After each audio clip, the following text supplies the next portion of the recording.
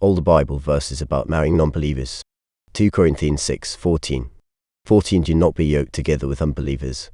For what do righteousness and wickedness have in common? Or what fellowship can light have with darkness? 1 Corinthians 7:15. 15 But if the unbeliever leaves, let it be so. The brother or the sister is not bound in such circumstances. God has called us to live in peace. 1 Corinthians 7:39. 39 A woman is bound to her husband as long as he lives.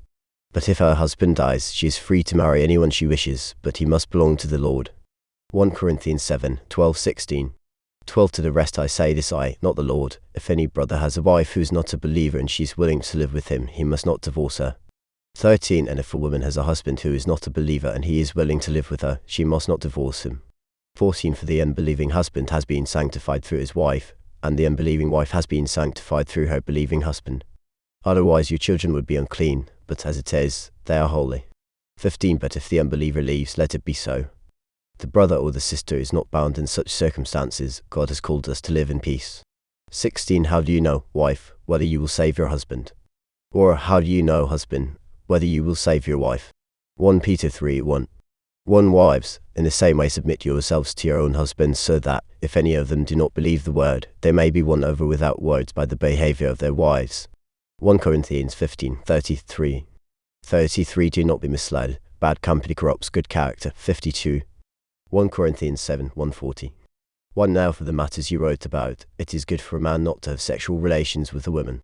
2 But since sexual immorality is occurring, each man should have sexual relations with his own wife, and each woman with her own husband. 3 The husband should fulfill his marital duty to his wife, and likewise the wife to her husband. 4 The wife does not have authority over her own body but yields it to her husband. In the same way, the husband does not have authority over his own body but yields it to his wife. 5 Do not deprive each other except perhaps by mutual consent and for a time, so that you may devote yourselves to prayer. Then come together again so that Satan will not tempt you because of your lack of self-control. 6 I say this as a concession, not as a command.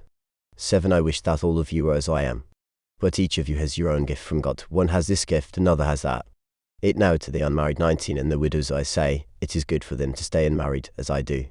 9 But if they cannot control themselves, they should marry, for it is better to marry than to burn with passion.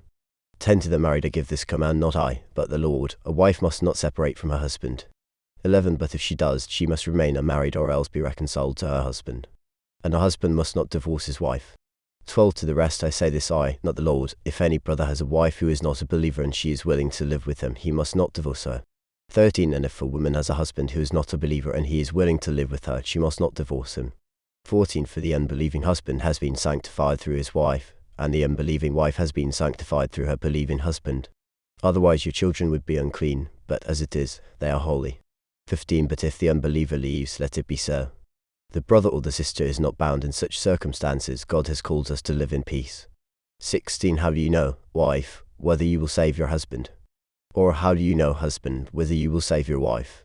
17 Nevertheless, each person should live as a believer in whatever situation the Lord has assigned to them, just as God has called them. This is the rule I lay down in all the churches. 18 Was a man already circumcised when he was called? He should not become uncircumcised. Was a man uncircumcised when he was called? He should not be circumcised. 19 Circumcision is nothing and uncircumcision is nothing. Keeping God's commands is what counts. 20 Each person should remain in the situation they were in when God called them. 21 Were you a slave when you were called? Don't let it trouble you, although if you can gain your freedom, do so. 22 For the one who was a slave when called to faith in the Lord is the Lord's freed person. Similarly, the one who was free when called is Christ's slave. 23 You were bought at a price. Do not become slaves of human beings. 24 Brothers and sisters, each person as responsible to God should remain in the situation they were in when God called them. 25 Now about virgins, I have no command from the Lord, but I give a judgment as one who by the Lord's mercy is trustworthy. 26 Because of the present crisis, I think that it is good for a man to remain as he is. 27 Are you pledged to a woman? Do not seek to be released. Are you free from such a commitment? Do not look for a wife. 28 But if you do marry, you have not sinned, and if a virgin marries, she has not sinned. But those who marry will face many troubles in this life, and I want to spare you this. 29 What I mean, brothers and sisters, is that the time is short. From now on those who have wives should live as if they do not. 30 Those who mourn, as if they did not. Those who are happy, as if they were not. Those who buy something, as if it were not theirs to keep. 31 Those who use the things of the world, as if not engrossed in them. For this world in its present form is passing away. 32 I would like you to be free from concern. An unmarried man is concerned about the Lord's affairs, how he can please the Lord. 33 But a married man is concerned about the affairs of this world, how he can please his wife. 34 And his interests are divided. An unmarried woman or virgin is concerned about the Lord's affairs, her aim is to be devoted to the Lord in both body and spirit. But a married woman is concerned about the affairs of this world, how she can please her husband. 35 I am saying this for your own good, not to restrict you, but that you may live in a right way and undivided devotion to the Lord. 36 If anyone is worried that he might not be acting honorably toward the virgin he is engaged to, and if his passions are too strong, 20 and he feels he ought to marry, he should do as he wants. He is not sinning. They should get married. 37 But the man who has settled the matter in his own mind, who is under no compulsion but has control over his own will, and who has made up his mind not to marry the virgin, this man also does the right thing. 38 So then he who marries the virgin does right, but he who does not marry her does better.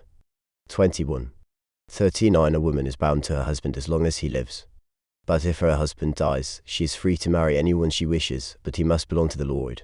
40 In my judgment, she is happier if she stays as she is, and I think that I too have the Spirit of God.